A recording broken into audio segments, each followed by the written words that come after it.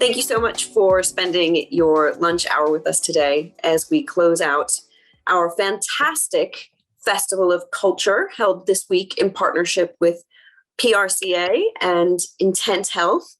So I'm Ann Hughes. I'm a director at Intent Health, and I will shortly hand it over to my panel to introduce themselves. But first, a bit of housekeeping. If you have any questions or comments, please do drop them into the chat. We'll be keeping an eye on that on our end and hopefully including that. Also in the chat, you'll shortly see a link to Choose Love, which is the charity we have been supporting throughout the week. If you're feeling generous on a Friday, please do consider donating. It's a fantastic cause where the money raised goes directly to supporting refugees throughout the world. So also, if everyone, I think if you're not already, if you could go on mute and turn off your cameras, that would be great, except for the panel. Not the panel, thank you. Now, back to the topic at hand. So we are discussing today how culture trumps strategy. What do we mean by this? So just to use an example from Intent Health, we're a healthcare comms agency, and our strategy is to hire a team that's more representative of the diverse and multicultural audiences we're trying to reach, which is a big issue in healthcare because there's so much inequity. So that's how we're approaching trying to build a profitable and sustainable business. But what does strategy matter if the culture is crap, if people don't feel good about getting out of bed and coming to work in the morning? So here to discuss, we've taken perhaps a bit of a controversial approach, not just gone to the leadership teams, but we want to look at it from both a senior and a junior perspective. So each of the agency leads here from Don't Cry Wolf and Radioactive PR are also accompanied by a more junior member of their team, as am I, so that we can get the real story. Should be interesting. So I will kick it over to our guests to introduce themselves. First, over to you, John. Hello, everybody. Thank you very much for having me here, and please do go and sponsor or make a donation to Choose Love. It's a deeply important charity. So yeah, I'm John Brown. I'm the founder of Don't Cry Wolf. We're a brand activism agency, kicked things off in 2018 and have been doing fun, exciting, delicious things ever since. Very, very pleased to be here and chatting about culture and strategy and all magnificent things, and to be just in the aura of Rich Lee, who I love very dearly. Right. Well, before we get to Rich, Kieran, can I ask you to introduce yourself? Yeah, of course. Hi, everyone. I'm Kieran. I'm a senior account executive at Don't Cry Wolf. I joined in March. Previous to this, I've been in-house. So yeah, first time at an agency, which has been exciting. Yeah, that's me. Excellent. Thank you. Be curious to hear your in-house versus agency perspective, but we'll come on to that. Right. Rich Lee, over to you, sir. Hey. Good afternoon, all. Again, I'd like to echo thank you very much for asking me to come on to this. Cheers, Tila. I think as an agency, so Radioactive PR, we are coming up to 7 years old in end of November, and I think culture's always been, from my very first employee to we're around 20 now, so not huge still, but I want to build and continue to build upon the culture that we've built. To help us get to, let's say we get to 200 people, I'd still want to try and retain that, that strength of culture. And, it matters hugely to me, because if I don't have a happy team, we probably won't get great work. And if we don't have great work, we won't have happy clients. And it's that circle. So it all starts with the team. Holly will tell you different. Thank you, Rich. Right. And Holly, over to you. Hi, thank you for having me. I'm Holly. I'm a junior account manager at Radioactive PR. I've been there just over 4 years. I think the team there was 5 of us when I first started, including Rich. So I've been not very beginning, but I've grown over my PR career there. I started when I was 17, and yeah. Welcome. Great. All right. Thank you so much. And last but certainly not least, my colleague and one of my favorite people in the world, Iula. Could you please introduce yourself? Hi, my name is Iula. I am a junior account executive at Intent Health. In the past 11 months, I've been transitioning from digital and content marketing to healthcare communications. Outside of work, I like to write. My recent thought piece, How Medical Racism Has Informed Vaccine Hesitancy, was selected for PR Academy's Best PR Blogs earlier this year. I'm really excited to be here among my fellow panelists because I like seeing companies move beyond ticking boxes and quotas to creating a culture where everyone feels like they belong. Awesome, thank you. Okay, cool. Well, let's kick off. Rich, picking up on your point around if the culture isn't good, people aren't happy, they don't do good work, clients aren't happy. What does that good culture in a workplace actually look like?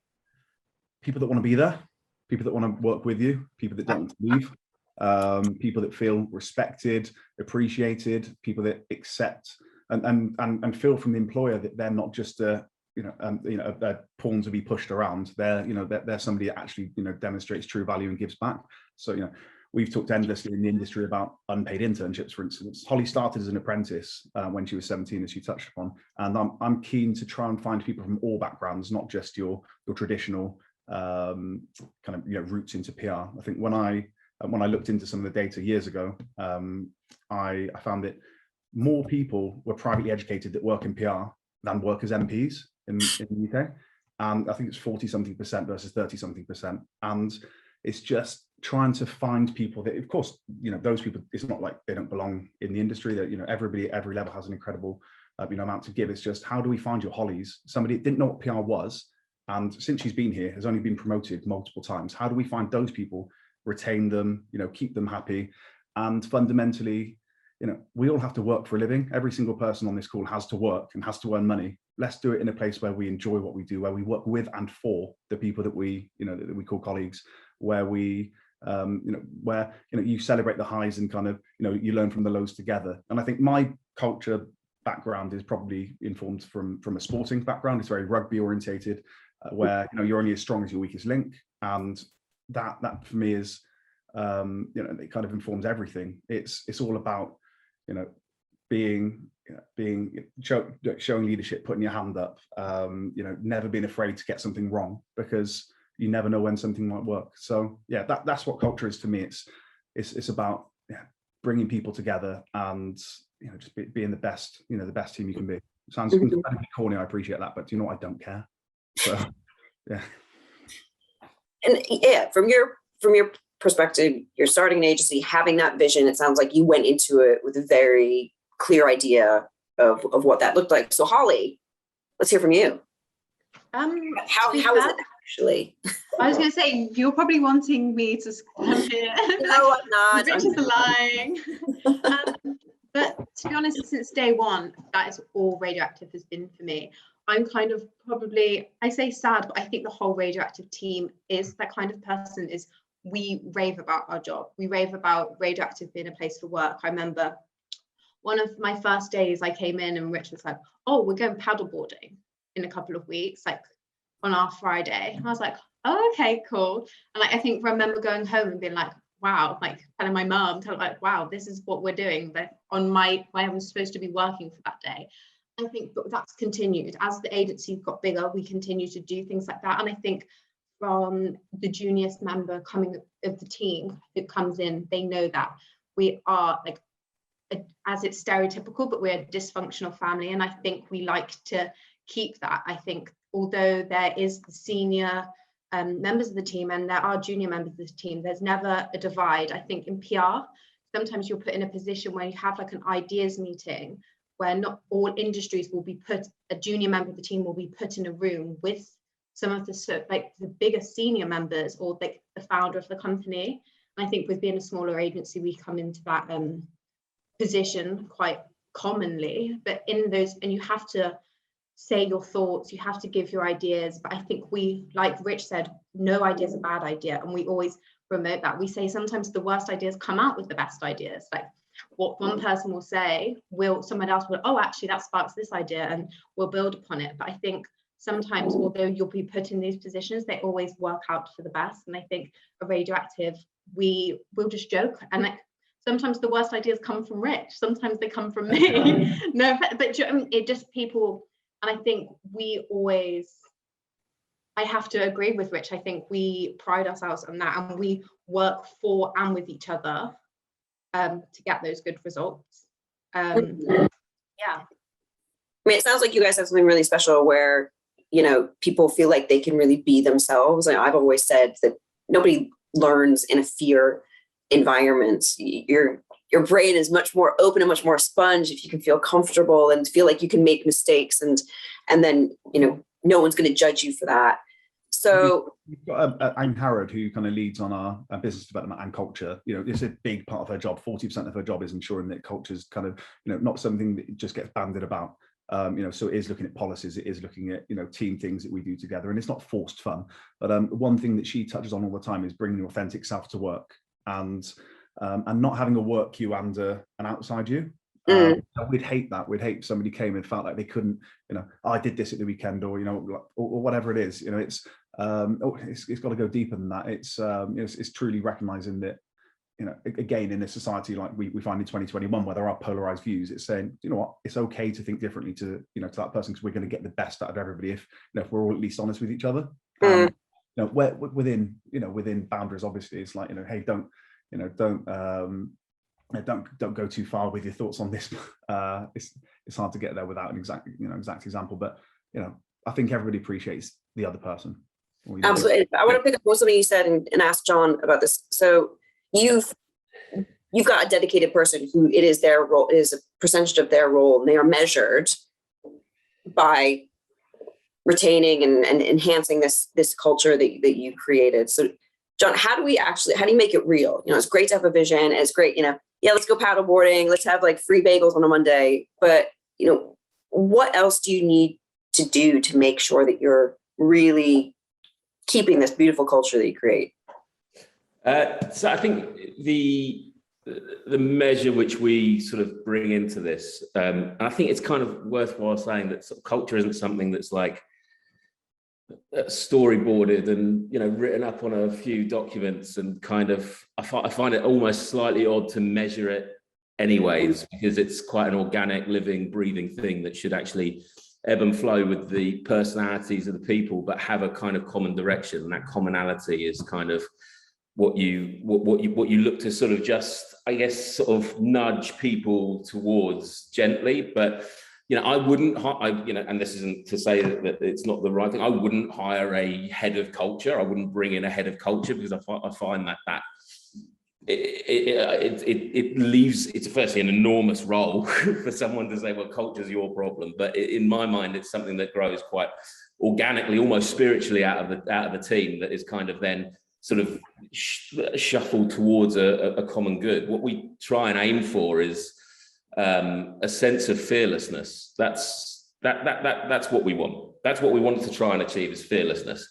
Because I think if our team is fearless about the job security, if they're fearless about the honesty that they can have with each other, if they're fearless about the work that they can bring to the table, about the way that they can talk to a client, and they know that, and they're operating in a fearless manner, you will see brilliance just bubble up to the surface immediately. And I think fearlessness is what we try and create, and try and sort of steer people towards. So it's kind of, do these people feel secure enough here? Are they getting what they need in order? Do they understand that the leadership team, for example, has their back? Or do they know that they can speak to a colleague in a way that is honest, open, constructive, and not be worried about whether or not that's going to crop up in a review? So you kind of do these little tweaks and nudges towards fearlessness, so that then when the push comes to shove, when we're all in this together like we are right now, we've got a shed load of campaigns happening, we're all kind of diving into work, we're all operating at a point that actually I can make decisions, I can make choices, I can elegantly blend Don't Cry Wolf into my wider life, because I feel fearless about it. And that's kind of, I guess that's what we try and nurture and nudge towards. Now Kieran's going to turn around and go, that's complete dog shit, John. No. I want to hear the nurturing and the nudging piece, because being explicit and everyone must feel fearless, that's not going to do it. So Kieran, what are the nudges that you, as a member of this team, have felt? How has that come to life for you? It came to life to me in like the first week that I got here. It was just constant feed. So one thing that Don't Cry Wolf did really well is constant feedback, whether it's, you're doing great, but how about you do this? Or this wasn't so great, next time do this. And it's I just remember one specific example. It was something I was emailing and I was like, just wondering, da, da, da, da. And one of our senior members of the team messaged me. She was like, hey, as a friend, as a woman, remove those bits, remove this. You're here to do a job. Feel that power, feel that like authority to just get what you need done. And since then, I've changed the way I communicate with people, whether it's senior members of the team, junior members of the team, clients, press, influencers. And it really just helps you feel like you're empowered and you know that you can speak to people like that in your work and outside your work as well, because as your junior member of the team, you do feel a bit timid and a bit like, oh, you know, hey, hi, John, just wondering if you could check this for me. It's like, John, I need this check. Can you do this for me? And I know John's not going to be like, oh my God, that was rude. It's because we have that level of respect for each other where we know we need to get a job done. And yeah, it's just that level of communication, those nudges that I've had from senior members of the team that have really helped. And that's something that I try to pass on to more junior members of the team, because all of that empowering helps with the culture, knowing that we can go to each other and speak openly, speak vulnerably and honestly, and get what we need done. Yeah, and I can think of like more examples. There's another example this week where I was nudged from another senior member of the team where he was like, don't worry, this you were fine, ask the client for this. It's just those little nudges that really help you feel, as John said, secure in your job, knowing that you're not crossing any lines, because you're there to do a job and you want to do the best that you can for you, for the team, for the client. Yeah, it all comes down to honestly support from senior members of the team, which then you pass on to more junior members and new members of the team as well. Sorry, if I can just jump in on the sort of the strategy versus piece. Like, if you look at the strategy for us is just a fucking hypothesis, right? Like, I think that this is the way that the PR industry or the comms world is going to go, and I think this is Don't Cry Wolf's position in this, and we've kind of got this strategy to go to sort of position ourselves as a brand activism agency and operate in that sort of territory. That has fuck all impact on the culture. And I think we've got to start getting out of our heads that, you know, a set of values laminated on a piece of paper and stuck on the fridge is your culture. It's not. That's just, you know, that's kind of your bottom line sort of, look, this is our ethos, this is our fallback position. Whatever happens, if we stick to these values of honesty, vulnerability, things such as that, then we know that we've got that at our core. What emerges from that almost sort of organically is the culture then. And that is something that's so far beyond who are the clients that we should be going after and what type of work should we be doing, because you can, you know, Brewdog's a great example of this, folks, right? You know, they are literally drowning in their own sanctimony around values and who they are and what they're doing to save the planet, and that they're going to cut carbon emissions for the entire world one beer at a time. And they treat their employees like dicks. You know, that strategy doesn't mean that you're going to create a really embracing, vulnerable but delightful kind of environment. And I think, you know, they have to be separated out. It's behaviors in it, and I'm interested in picking up on a point, and I want to come to you, Eula. Kieran, you mentioned something that made a big impact on you. Your first couple of weeks was the way you received feedback, and it was, you know, telling you to be brave, don't be timid. Okay, now, Eula, this is something you know, of course, intimately, that we are Intent is a year old, right? And we are working on how we give feedback, and we want to be in a place where people feel like they can be, you know, very transparent all the time, but then recognizing that, you know, if you're on the receipt, you know, people feel differently about that. And like, you know, I come from a theater background where I'm used to being absolutely brutally skewered by a director in front of everybody. And then I have to put that feedback into practice the next time I do a scene, right? And that's where I come from a place of feedback. But it's a different animal when you're junior and you're coming into a company and you're maybe getting feedback and for the first time. Eula, can you talk me through like how you've experienced that and to what extent you think it fits into culture? You know, how can having, to the extent does having a good and healthy feedback culture, does it improve the company's productivity? Yeah, of course. So it's like when it comes to feedback, I really thrive on feedback when either like the damage or something that needs to be improved is done like very quickly. So whether it's a client document or whether it's something that happened in a meeting, I really like it when my senior colleagues or even my fellow junior colleagues that come right back and are just like, oh, you did this and this was amazing, but also in the future, if you could do this. And I think that constant feedback actually builds trust. And then I really like John's point about growing the inclusive culture organically, because when it comes to that feedback, when it builds trust, it actually allows senior members to be like, okay, I know she knows this and I know she knows that.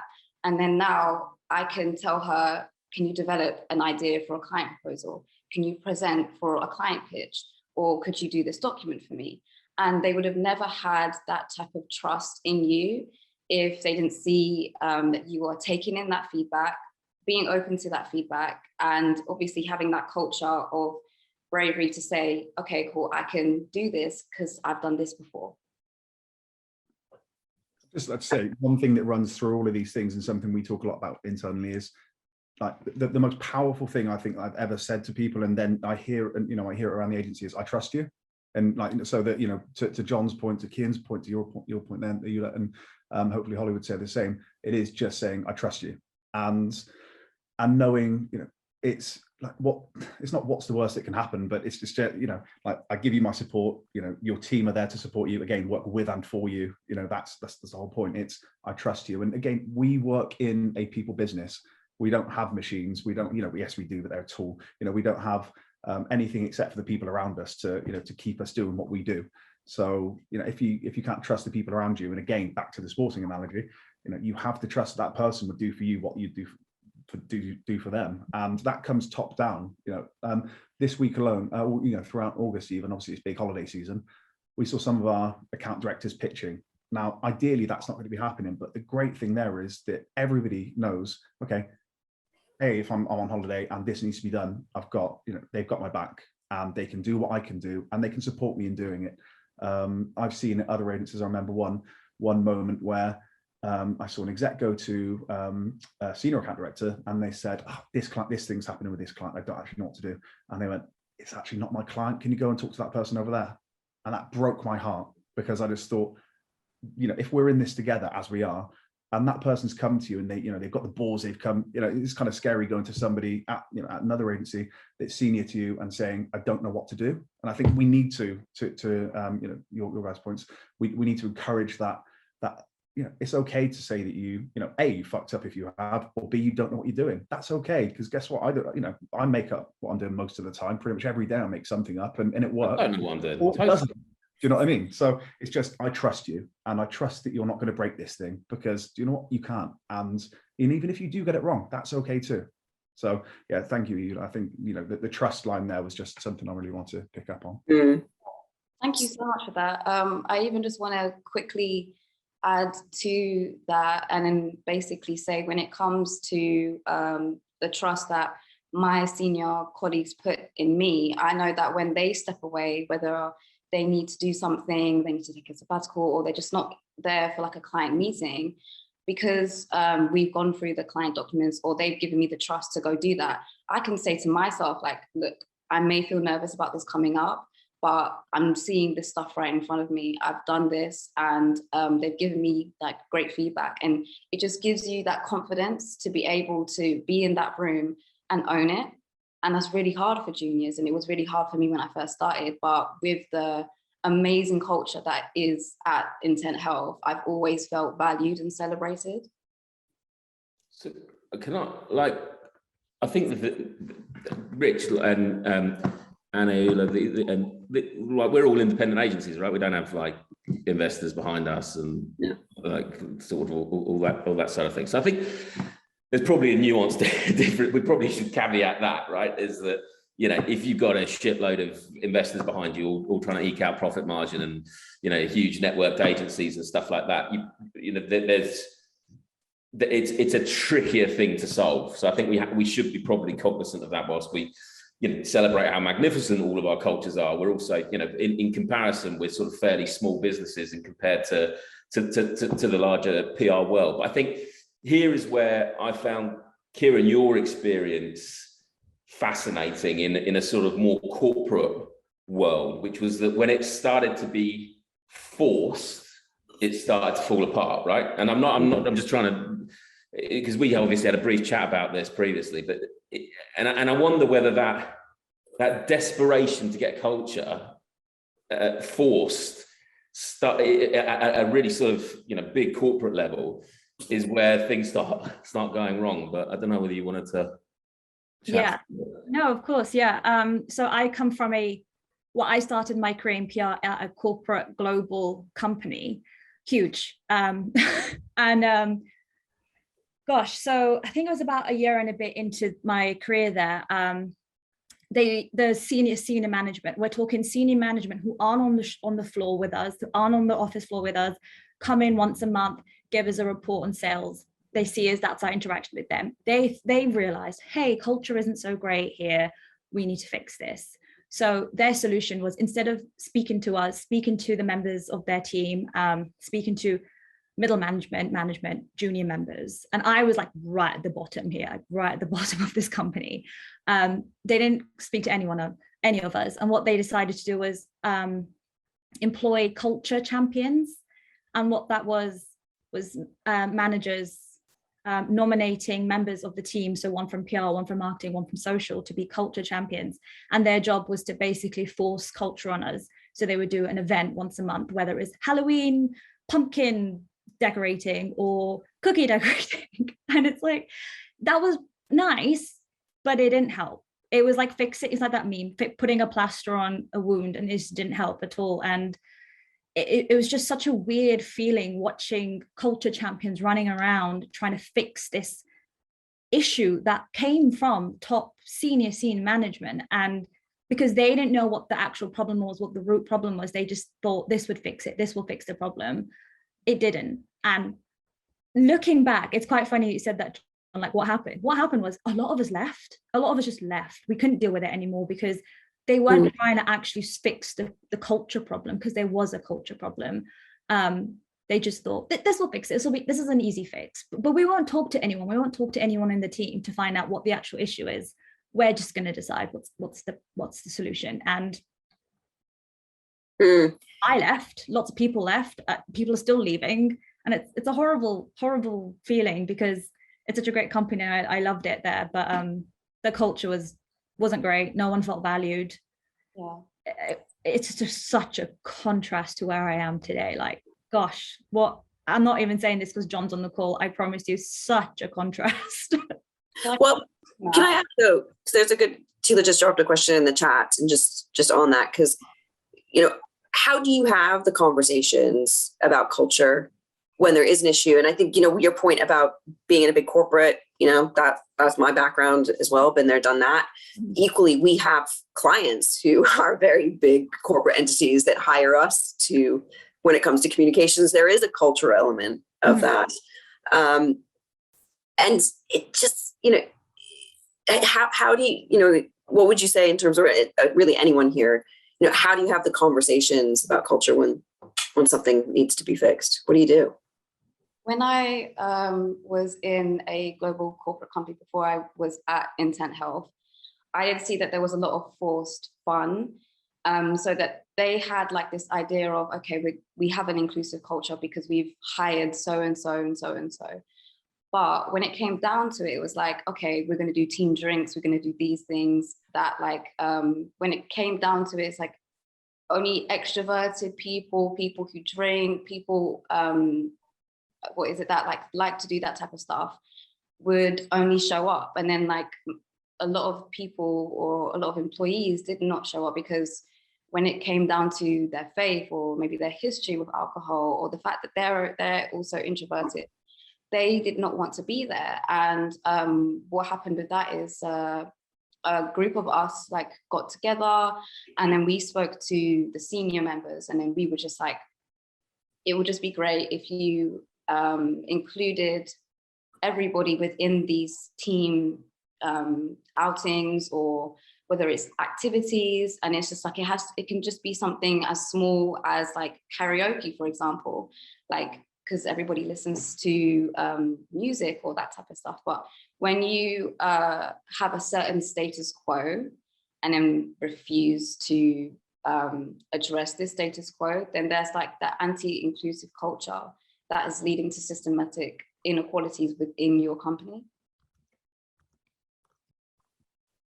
Rich, did you have something to say? You came off mute there. Oh yeah, sorry. So I think I heard something or read something a week or so back, and it was when you're in an interview, ask the interviewer, and I'm you know, I know that, you know, some people might be a bit afraid to do this kind of thing. Ask the interviewer why the last few people left.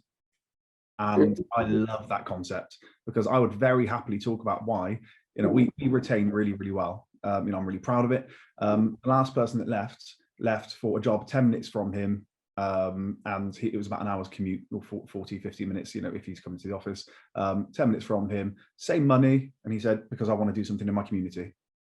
You know, and I'm proud of that. I'm like, and basically he wouldn't have got that job without the experience of all those things, you know, so, but he's incredible. And I'm gutted. As he walked past me, I was like, Ron, I hate you. I do. I hate you for leaving, but also I love you for it. Good. Go and do something incredible. And I know he will. And he could, you know, and you know, I could speak to other people in, you know, over the 7 years that have left. I remember when the first person said, oh, Rich, I'm gonna go back to the agency that I actually started at because they've offered me a higher position, it's closer. I was like, it hit me really hard, because, you know, at that point we hadn't lost anybody. I really, you know, kind of gauged our company culture and success of to John's point about measurement. And this isn't an appropriate measurement for company culture. You know, retention of staff, as in nobody goes, that's probably not okay. But, you know, it did hit me hard. But, you know, it's, I think that thing of just, it's hard when you're in it, possibly. So, you know, Kieran, to your point, you know, it's hard when you're in it and you're like, you see all this happening around you. But, you know, you are as much of an asset to the company you work for as they are a benefit to you from a financial perspective. Don't ever forget that, you know, and again, very, very wary of sounding, you know, corny, but it's so important that it's the right fit for you as an employee. And I know it's been a tough 18 months, 2 years for people. I know that lots of agencies made redundancies and companies have made redundancies, even with furlough intact, which still upsets me greatly. I don't see the point, but you know, just that go in and, you know, that one question I think can unlock an awful lot. Within a minute, you'll see that mask slip. Yeah. You know, I love that as a question. Somebody asks me that, I think a lot, you know, I'm going to be thinking, you know your worth, and you know, you should. I think there's a couple of things that's emerging here, like the question around, you know, how do you communicate if there's a bad culture, and how do you communicate from the bottom up and stuff like that. And actually, I think there has to be a certain amount of accountability from the leadership team. And if you are having to be told, hey, things are a bit shit here, and the culture feels really rubbish, actually you lost the game, like in the first half, because if you're not perceptive enough, you don't have the emotional intelligence to sit there and go, things aren't quite okay, then having a kind of group of people show up and go, things aren't okay, you lost that fight. And I imagine people will leave regardless by that time. And that's a sad thing. I think, you know, it's also the inclusivity of all of this as well. And this is why we kind of separate out sort of tactical executions versus something. And I know it sounds super sort of Dalai Lama sort of thing, but like something that kind of intrinsically sits in the soul of every individual within the workforce. Because, you know, we just had the Don't Cry Wolf summer party, right? And it was wicked. We all loved it. It wasn't a cultural sort of thing. It was just like, we've had a, you know, good year. We all need to get a little bit fucked up and spend some time with one another.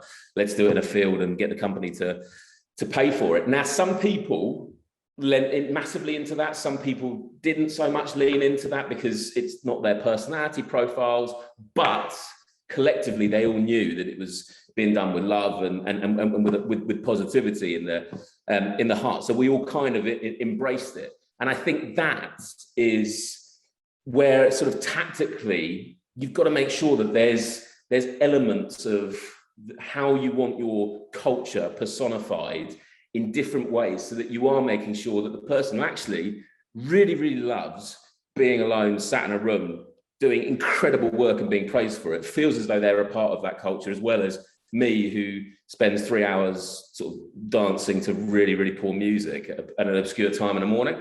So I think, you know, that's important. I think the last bit on this is, by the sounds of everyone, what culture is and where culture comes to life is when your back's up against the wall. Not when there's delightful things happening, when we're, you know, eating together and breaking bread together and sharing, you know, happy times. It's when your back is up against the wall, when something's either gone wrong or we're right up against it. And if the culture doesn't kick in then and go, do you know what? I've got this. And I've got this because I know the world and the environment that I'm operating in is safe and beautiful and ready to attack this problem. If the culture doesn't kick in then you ain't got it. And it doesn't matter how many fucking parties you throw at the situation. If it doesn't kick in when your back's up against the wall.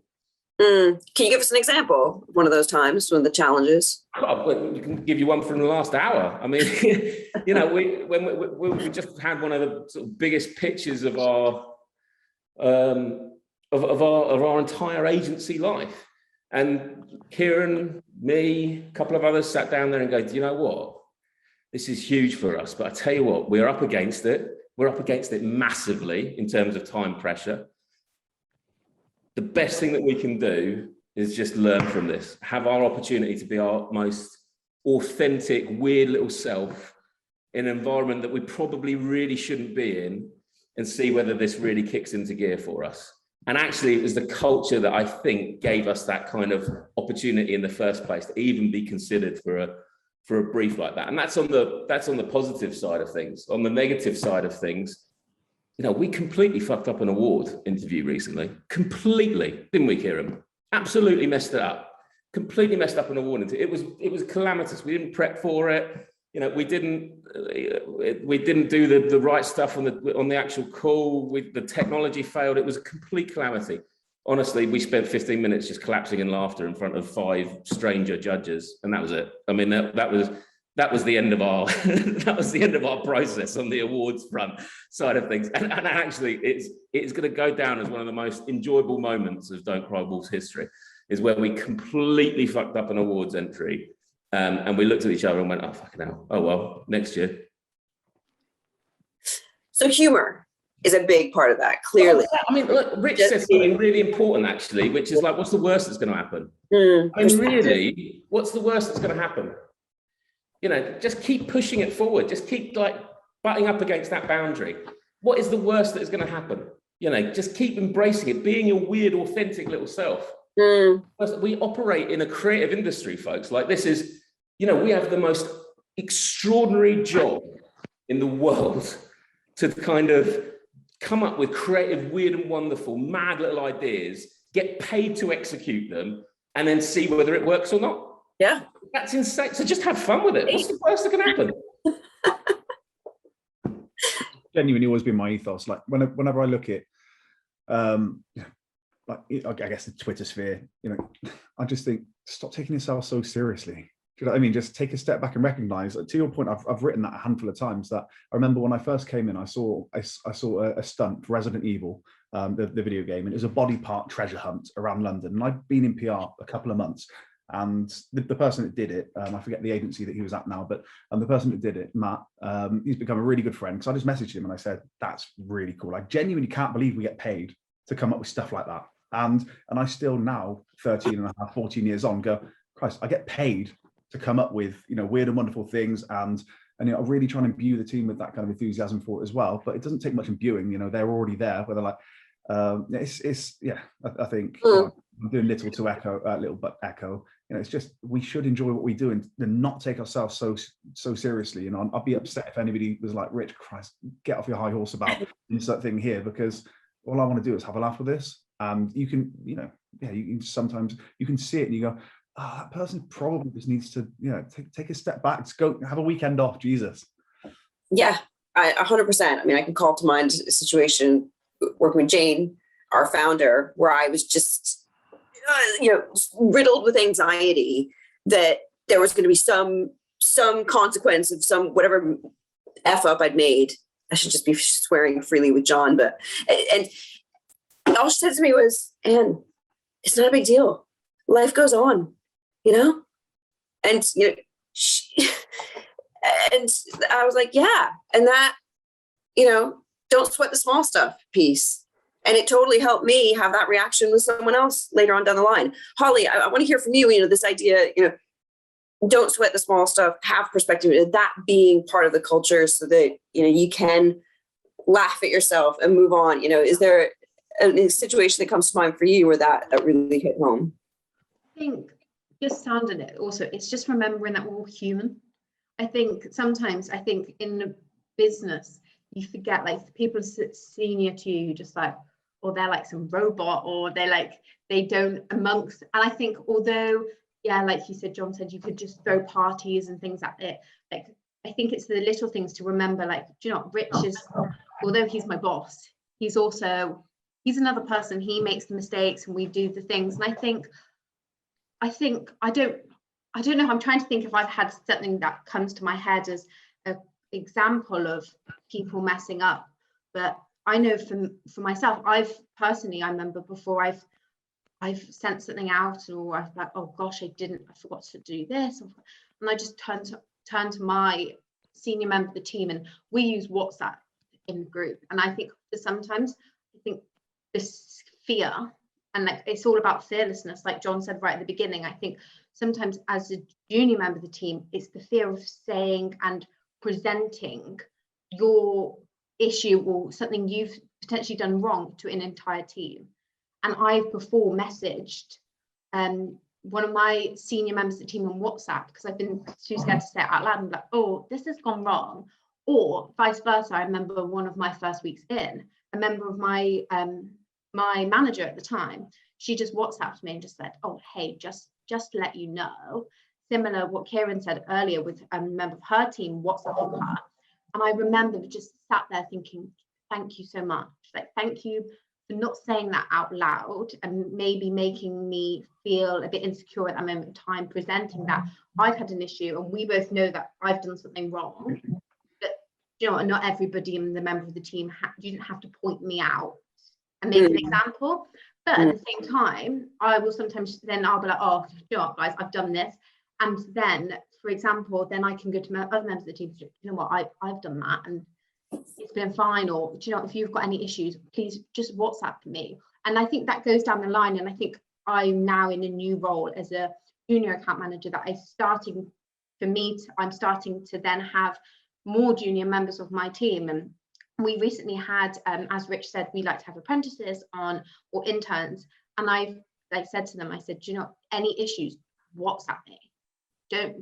Please don't feel that if you've done something wrong or if you're struggling, you don't have to say in front of everybody, or we've got to make a big deal of going for a meeting or something. Just, we can do it privately. And I think it's all about being, I think if you're too scared to say anything, then you're going to sit there in silence and you're not going to learn. I think it's all about saying like things. And I think we all make issues, like we've all had things. And I think like I said, senior members of the team said, oh gosh, I've done something wrong too. And I think although we can present and show off what we've done and how we can learn from it, I think sometimes a really nice part of our culture, I know at Radioactive, is it's your choice if you want to present that as an issue. Like if you, I don't know, but I think, like I said, back to human, I think that's the thing where you don't have to be corporate and do a big email about it. Like, you can be a person about it. You can say your issues. And I think it's the little things like that is a big thing. And like Rich said a minute ago, that he told Ryan once he left that he hated him. Like, I don't think in some of these big agencies or big corporate businesses, that if a founder told a junior member of the team that they hated them, that could probably be an issue. But that's Rich's personality and it's our personalities. And I think that comes through. And we do those little things and everybody shows about, oh, I hate you, but also I love you. I think I probably leave the office most days. I'm like, oh, I love you all, bye. Like, but I think it's that culture of just remembering, like, do you know what? We are colleagues, but we're friends. Yeah. I see these people more than I see my family half of the time. Yeah, just being human. So just pick up on, you mentioned WhatsApp as that's a platform that you guys use typically within your team, and you found a way to express yourself via that to solve a problem. And it brings to mind just the idea of, again, inclusion and, what have you done in your teams or to make sure that all voices can be heard? Like, what are some tangible things that you can put into place outside of making sure you have the culture to do so? I think for us, although we have these things, we do the little things to make sure voices are heard. Like, I don't know if Rich was going to touch on it. I don't want to steal his limelight, but we had a policies meeting earlier on in the week with the entire team about some new policies that come into place, and not these are incredible policies. And I know that he's going to do big announcements with some of these industry changes, like some of them, like first in the industry. And I think, although it was a meeting for him and Carriage, who is the head of business development and the culture, to present these ideas, I think it wasn't just a meeting in that sense or a presentation, it was a discussion. People in those sense, and after every single thing that Rich presents, and they present as a senior member of the team, like, what do you guys think? Like, and be honest. How does that affect you? Is there anything we've missed? And I think, and it's every single meeting I've ever had a radioactive, like a presentation like that, Rich has always said, anyone got any more thoughts? And if you want to come to me privately because there's something you don't want to say out loud, come to me. But it's never a presentation and this is the rule.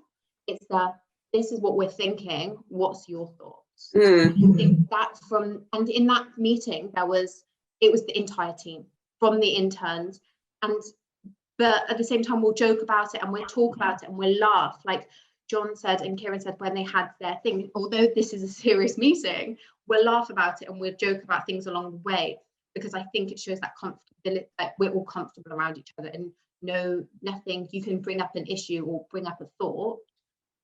And I think that's where those culture team things do come into play too. Like, we go out for ice cream as a team, and like we do those little things, and like we'll make sure everyone's heard. And I think those voices and like having big, when it comes to business, but also those external workday events, I think we always try and push that you can have a voice.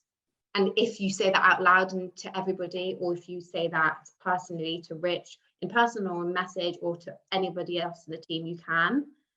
Yeah. You touched on something there, Rich's behavior in a big meeting, inviting people's feedback, things not being a fait accompli. It's, it's a discussion. Because we're getting towards the end, and I just want to ask of, maybe Kieran, haven't heard from you in a bit. Like, what do you expect from your senior leaders when it comes to this? Was that full? Sorry. I was going to put it over to you, but really anyway, like, or, vice versa. Like, what do we expect of each other when it comes to setting cultural, role modeling? Yeah, I was just gonna, while Holly was speaking, it really just sparked two things for me, and that's sort of hierarchy in companies and then open communication. And I think one thing that Don't Cry Wolf do really well is we know that there is a hierarchy on paper, and yes, you have level of respect for everyone, but we all know we're on the same level field, and we're on the same playing field, and our goal is the same. And just touching again on the point of like open communication, like yesterday I screwed something up and I was like, oh, that's my fault. And then John was like, no, I think it was me. I was like, And I messaged someone else privately. I was like, no, I think that was my fault. Like, because we have that such open communication and that open culture to just say, put your hand up and go, that was me. Or you just feel open knowing that really senior members of the team are going to see you owning up to mistakes or things that you think you've done wrong. That just plays such a huge part in building a strong culture within your company and your business and in your team. And again, I think that comes down to, as you said, like hierarchy, and just knowing that that's not something that phases how they treat other people of the team. I think that's just such an important thing, because it really impacts how you feel as a junior member of the team, or even a senior member of the team, and your value in the team. I don't know if that answers the question, sorry, but I just wanted to it's such an important thing. And I think people love a job title and they're like, oh, I'm senior this or I'm this, but we're all in the same team, we're all doing the same work, we've all got the same goal, and I think that needs to be remembered. I think there's there's something that the All Blacks team, I think it's the All Blacks team, in fact one person on their Rowan will know whether it's these guys or not, but it's something that sat with me for ages, is this idea of feedback within 24 hours. So Rich loves obviously has a huge following rugby as well, and something that created the most extraordinary team, I think, in modern sports, the All Blacks. They had this idea of feedback within 24 hours. And the reason why they had that in place wasn't because of brutality, because it was positive as well as negative, or it was positive as well as constructive. It was because they didn't want to let anything linger. And do you know what? If you're running an organization from, I don't know, quarterly or 6 monthly review meeting to 6 monthly review meeting, and those are the points, and you're collecting this enormous folder of feedback for that employee, positive and negative, and then you get to that 3-month meeting and just go, blah. Wow, what an extraordinarily fear-mongering point that meeting would be. But if you have this thing where it's immediate, it's just sparking constantly. It's like, do you know what? And every one of us are going to piss each other off at some point in the agency, and that's okay. It's just whether we let that linger and foster and turn into something ugly and oppressive, or whether we go, hey, man, come on, look, Kieran, like, let's do this. Like, we need to think about a different way of doing this, because this pissed both of us off. So let's look at it. And we do that when the event happened, not 6 months later when we go, do you remember on the 18th of December when you said something to me that was like this, and that really upset me? No, of course I don't fucking remember. Like, my whole life has happened in between that time. So having that immediacy of going, do you know what? I love what you did there. I want more of it, as well as, do you know what? That didn't feel good. Did it feel good for you? I think it's the spontaneity of culture. And it doesn't matter whether that's over a WhatsApp, face-to-face, carrier pigeon, sending an owl or whatever it might be. Just, it has to happen right away. And if it's that sparky, spontaneous bit of feedback, I think you start to foster an incredible culture. And also another thing from the team and the All Blacks, which I think is probably one of the most important bits of hiring policy you can have: no dickheads, no matter how good they are. That's it. Yeah. Well, we've done a lot of hiring recently, like everybody in PR bloody seems to be, but I've got a quadrant, and I talk in interviews, and I talk quite openly to the team about this. We hire for culture, and again, what is culture? I know we've been discussing it, but it's the quadrant is kind of lesser skilled, high skilled, and good, bad fit, good fit. I'll always take a lower skilled person as a good fit over a highly skilled person as a bad fit. The reason being, they're a hand grenade. That I've been sat in front of people that I think, you're fantastic, you're incredible, you're better at me in this way. They all say, hire better than you. But if I chuck you into my team, I know you're going to upset it. So I'd sooner take somebody that we can teach and we can upskill and we can support, and really. And it comes back to, and again, I think we've watched the same documentary and read the same stuff. And obviously, I love the All Blacks, not as much as England, but that it's that thing of I'm so conscious of the people that I introduce to the team, because every single person from intern up affects the culture of that team, and it's not about creating a load of kind of replicas of the same person. I don't think I'd love Holly's thoughts on it, but I certainly don't think the team looks or feels like that. But it's about this conscientiousness. It's almost that can you tell in that in that interview process and that recruitment process, this person cares. This person's going to come in and they care. And if they care about this, then we're going to care about them. And it is really a case of just being supportive of that. Rich, also, it's important. I think there's something you highlight in the chat, which I think is a fascinating topic as well. It's also important to, when the interview hasn't gone right, we're very conscious about giving very specific feedback to candidates that don't go through. And I actually do think that there is an issue with, and we've probably been victim of this before, where it's, it just didn't feel like the cultural fit, but then we've tried to give specific feedback on some more tactical, functional areas. And then over the recent years, we kind of evolved that, and perhaps this is the fearlessness side of things, which was, it wasn't a cultural fit because actually we didn't believe that you were being honest with us. And these are the reasons why. It wasn't a good cultural fit because actually you were taking an incredibly sort of quite formalized, perhaps very arrogant approach to how you would handle feedback. And that doesn't feel right for Don't Cry Wolf.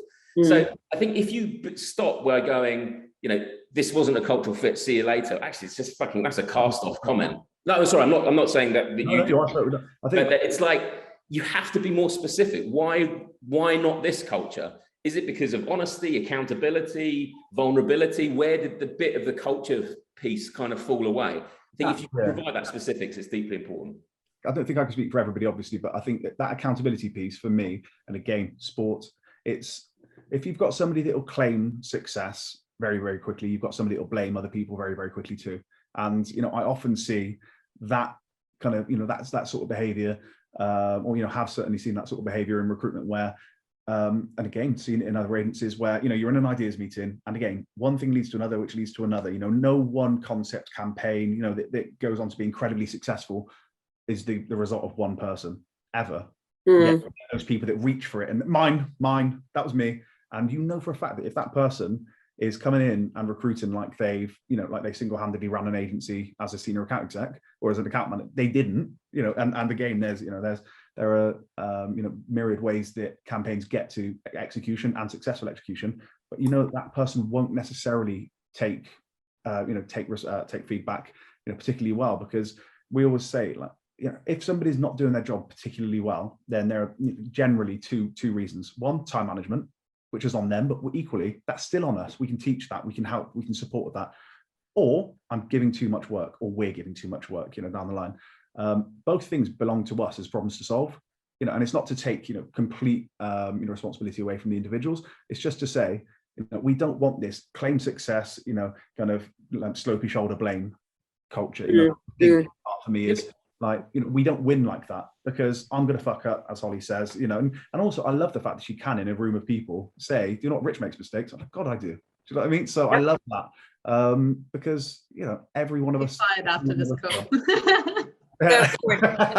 I'm just conscious of time. We are coming up on time. Fascinating conversation. We could probably go on for ages. Any last thoughts from our panel before we kind of close this out?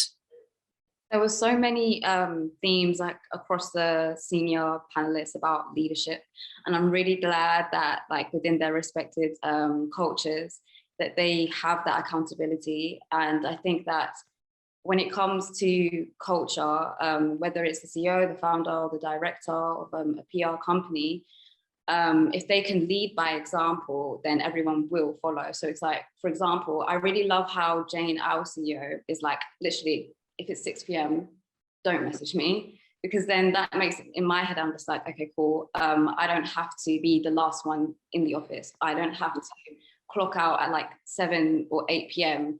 just to do what, like say to everyone that like I've done the most work. If I'm being productive and if I have like put in the hours that I need to, then that's how it should be. Like even when it comes to my other colleagues, like I could literally be just typing a small email at 7 and they're just like, yeah, this is great, log off now. So I'm really happy about just like seeing those examples from leadership, as well as like feeling that people across the company have a responsibility towards their fellow employees. So it's not just senior to junior, but it's also junior to senior. Like with my senior colleagues, they say like, I also welcome feedback as well. If there's anything that you want to tell me, let me know, that type of stuff. Even just like last week, I had a massive blow up and I was like panicking. And there was an email that I sent out to one of the wrong clients, and everyone just came back with all of their stories about sending emails to the wrong client. And that made me feel so much more better. Yeah. It's about role modeling up and down for each other and just being human. Right. I think we've got to end it there because we've gone slightly over. But thank you so much. What a fantastic panel. Really appreciate all the engagement. Thank you, John and Kieran and Rich and Eula and Holly. This has been awesome. And anybody who wants to donate to Choose Love, the link is still there, probably at the top. But yeah, conversation doesn't end here. And Festival of Culture, that's what this week was all about. So thank you, everyone. And yeah, have a great day, great weekend. I really Thanks, everyone. appreciate it. Love you all. Bye. Bye.